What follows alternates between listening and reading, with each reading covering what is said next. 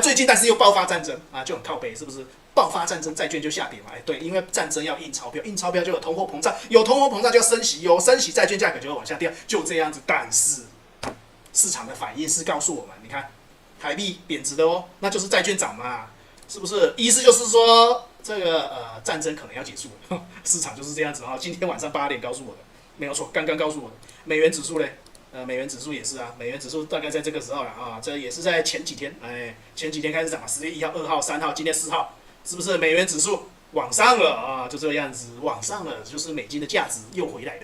换句话说，制造战争是让美金的避险功能拉到天花板，所以以美金计价的资产，比如说美金定存、债券就上涨吗？看起来市场就是这么告诉我们的，这个是市场告诉我们的哈，市场美元指数告诉我们的。